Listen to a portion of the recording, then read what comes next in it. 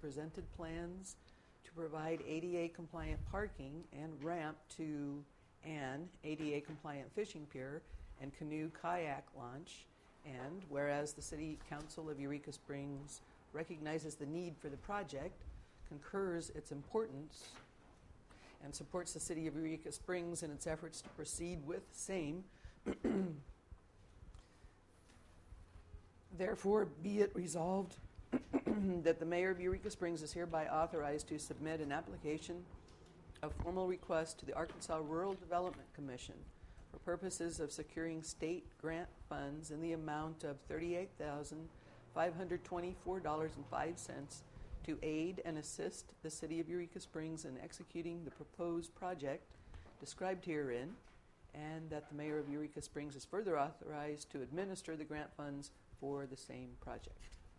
Thank you, ma'am. Mr. Powell? Make a motion we approve the resolution as read. Motion made to approve the resolution as read. We're done. I don't think we have to approve The way it. he made his motion that you would approve it after it was read. Oh. Okay, all right. Which is not the procedure that's been followed in the past, but it's what he's apparently proposing on this. Okay. Changing procedures, that's all right. So, It's not the first time tonight. all right, enough of this. All right, children. All right, motion been made. Is there a second? Second. All right, made and seconded. Any further discussion? All in favor say aye. Aye. Aye. Opposed? Mr. Mayor, Yes. so long as you know that we have lost the live feed from Cox Communications is frozen. So we're still recording, Okay. but just so you know. Okay, thank you, sir. All right. And that's my understanding. We took out 3, 4, and 5. Second. 3, 4. We still 3 have and 4. 5. Okay. All right, we still have 5. All right, there's a motion on the table to take a recess. In a Second. All in favor, say aye. Aye. So carried.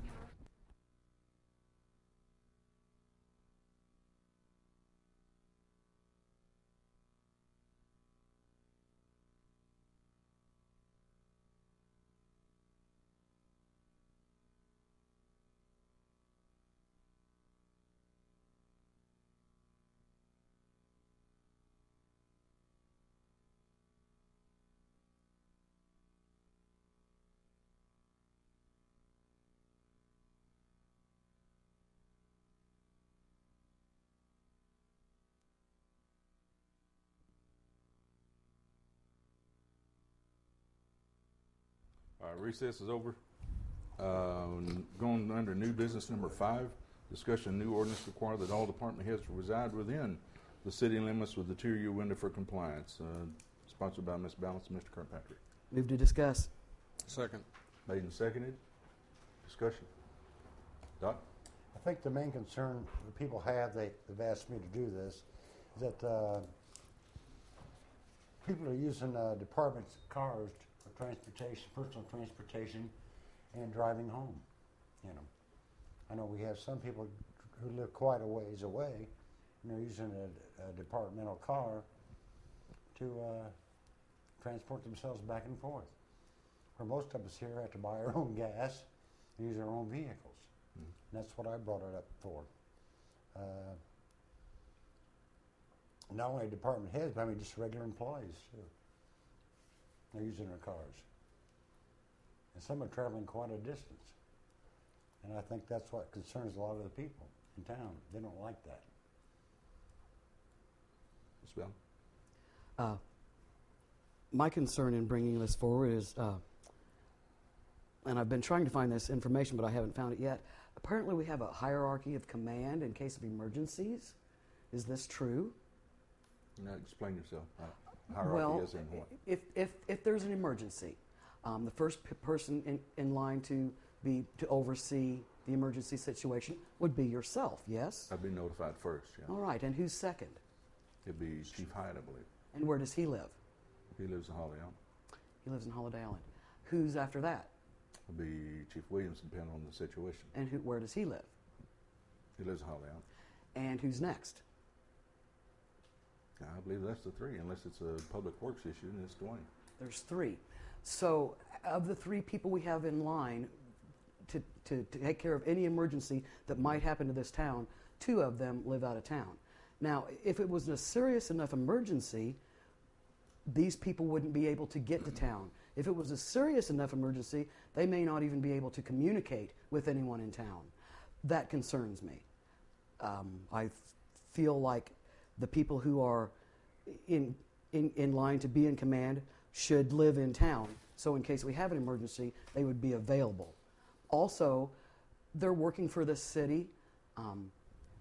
It occurs to me that they probably are doing a very good job, but if they lived in this city, they might do an even better job because they have the pride of living in this city. And that's why I've brought it forward. For those concerns. Mr. Pano?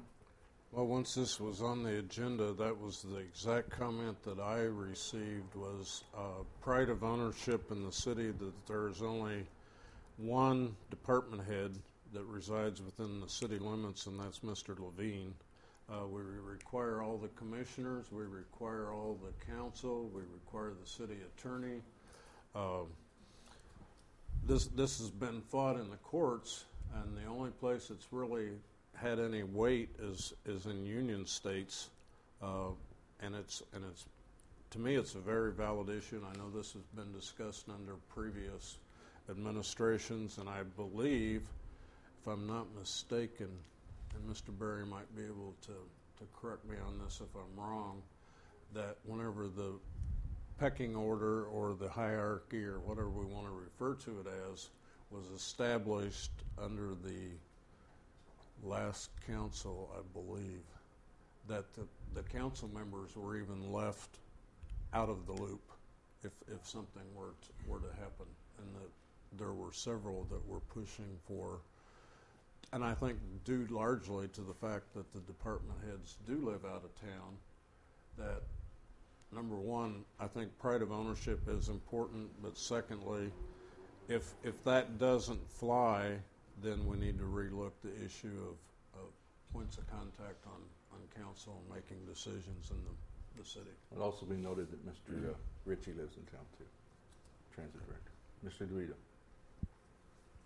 Well, I'll apologize to the department heads for any implication that they somehow lack pride of ownership because they happen to live on the other side of that imaginary line that designates city limits. It's not imaginary. Excuse me. Don't interrupt me. I can't imagine Chief Hyatt or Chief Williams to not be as dedicated individuals to the city, and any implications that they are not totally invested in this city wholeheartedly to the betterment of this city, I can't be a party to that. I'm sorry. Council's going to have to find the votes somewhere else on that one. Having council be involved in any emergency situation scares the hell out of me.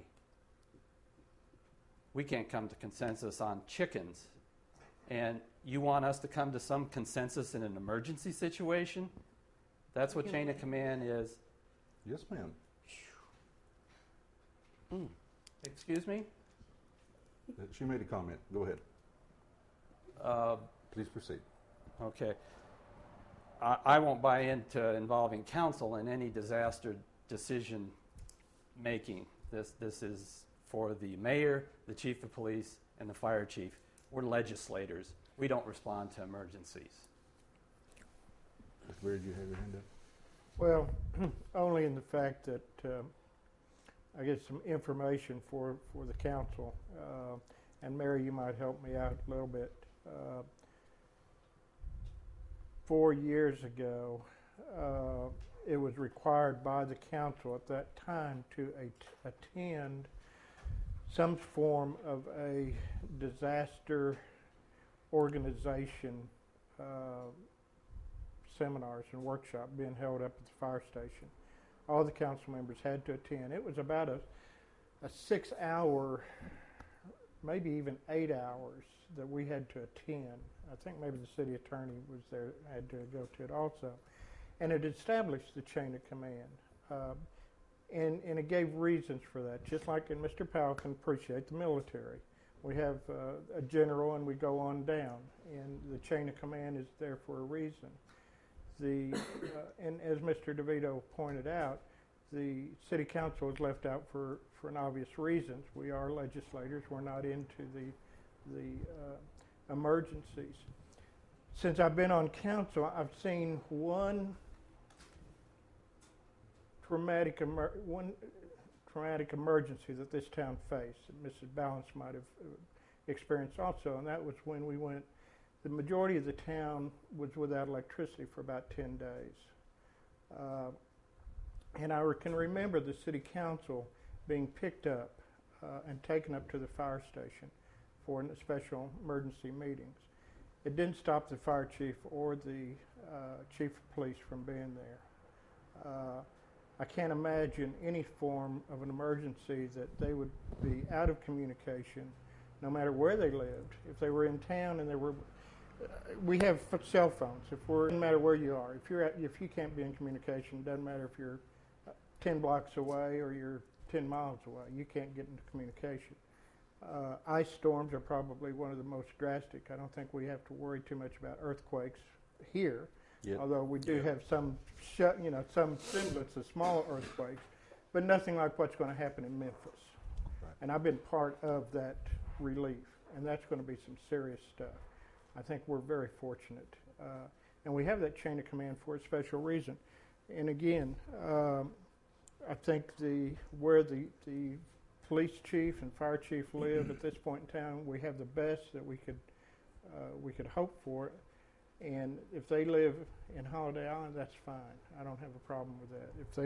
They need their cars because they're on duty 24 hours a day, 7 days a week, and that's the whole principle of this. And we have fought this issue in the city council before, and I don't know. We're still at the same place we are. So that's all I have at this moment. Ms. Ballance. I think it's very nice that Mr. Berry cannot imagine a bad enough disaster for people to not be able to make it to town or for cell phones not to work. But in the real world, it is a possibility that we could have a bad enough emergency that all communications would be shut down, that all roads could be shut down. I mean, God forbid we should ever be in that sort of position. But if the people who were in command were in town, they might have a better chance of leading us in such a situation. As far as the different public employees using